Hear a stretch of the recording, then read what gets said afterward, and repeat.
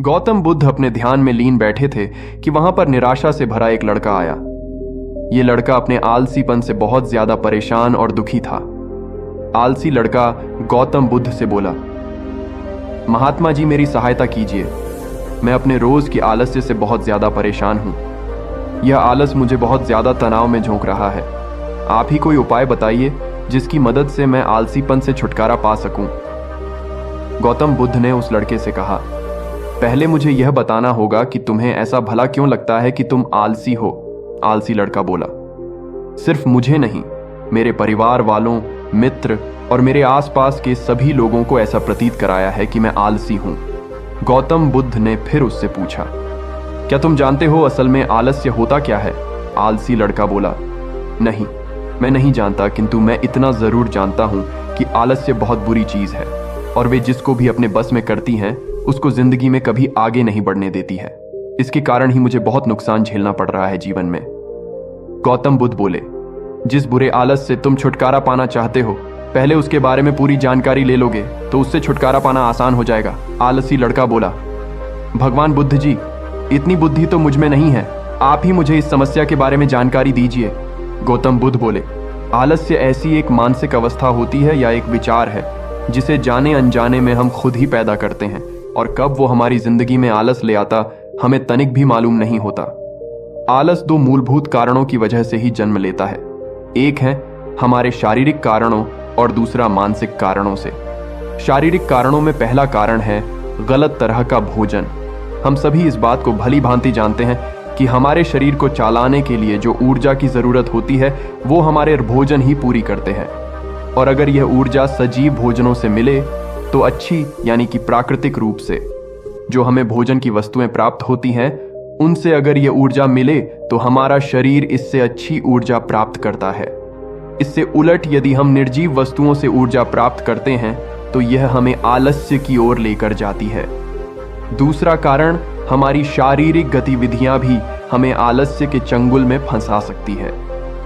गौतम बुद्ध ने आलसी लड़के को अपने शिष्यों की तरफ इशारा करते हुए कहा कि देखो, इनके चलने फिरने बैठने के तरीकों में तुम्हें कुछ अलग नजर आ रहा है। जब आलसी लड़का कुछ समझ नहीं पाया तब गौतम बुद्ध ने उससे कहा, मेरे शिष्य जब भी बैठते हैं तो वे रीढ़ की हड्डी को एकदम सीधा रखते हुए बैठते हैं। चलते हैं तो उनके दोनों पैरों के बीच अच्छे से संतुलन बना रहता है, और जब वह सोते हैं तो उनका शरीर एकदम शिथिल रहता है। ऐसा करने से उन्हें रात्रि में एकदम सही तरीके से नींद आती है। आलसी लड़का बोला, लेकिन नींद तो आलस्य का की एक स्वरूप है। बुद्ध बोले, हाँ, अगर उसे ज्यादा मात्रा में लिया जाए तो। बुद्ध ने इस बात को आगे बढ़ाते हुए कहा, नींद कम मात्रा में लोगे तो तुम्हें अगले दिन थकान महसूस होगी, और ऐसा करने से ज्यादा आलस्य शरीर में आएगा। नींद ज्यादा लोगे तब भी यही परिणाम होगा। आलसी लड़का बोला, हाँ, ये तो मैंने भी अच्छे अनुभव किया है। बुद्ध बोले, अब मानसिक कारणों के बारे में जान लो। मानसिक कारणों में सबसे पहले हैं हमारी गलत धारणाएं। अक्सर ऐसा होता है कि हम पहले जिन कामों में बुरी तरह असफल हो चुके हैं, हमारे अंदर उसके प्रति ऐसी भावनाएं उत्पन्न हो जाती हैं कि हम उस काम करने में हमेशा असफल होते रहेंगे। इसी वजह से हमें उस कार्य को करने में आलस आता है। ऐसी धारणाओं से हमेशा के लिए छुटकारा पाने का एकमात्र उपाय यह है कि हमें अपने मन को इतना दृढ़ करना चाहिए और यह समझाना चाहिए कि पिछली बार हम जब उस काम में असफल हुए थे तो हम उसके बारे में जितना जानते थे, अब हम उस काम के बारे में उससे ज्यादा जानते हैं, क्योंकि असफल होने के बाद हम उससे काफी कुछ सीखे भी हैं। बुद्ध बोले, दूसरा कारण है आलसी और कामचोर लोगों की संगत। कई बार ऐसा होता है कि हम आलसी नहीं होते, मगर जिनके साथ हम रहते हैं हम उन जैसे बनने लगते हैं। इससे छुटकारा पाने का उपाय बहुत सरल है। कामचोर और आलसी व्यक्तियों से दूर रहो। ऐसे व्यक्तियों की संगत में रहो जो अपने काम को बड़ी लगन से करते हैं और तुम्हें कुछ सिखा पाए।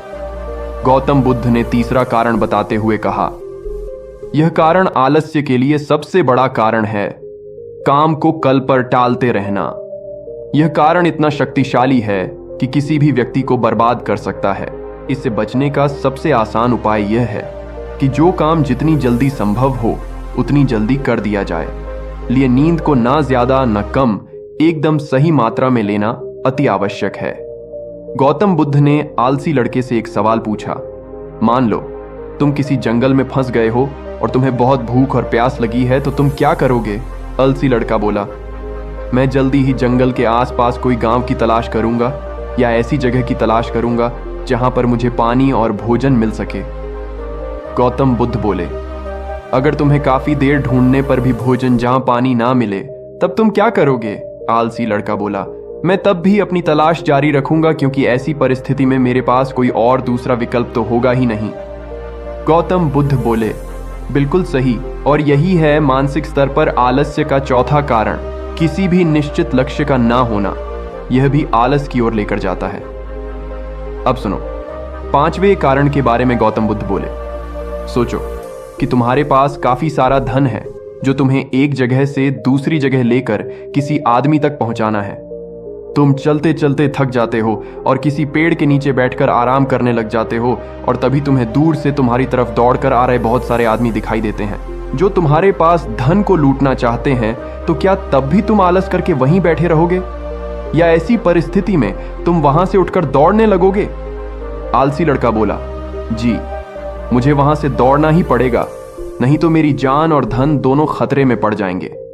बुद्ध बोले, यानी कि तुम्हारे पास एक ठोस वजह होगी दौड़ने के लिए।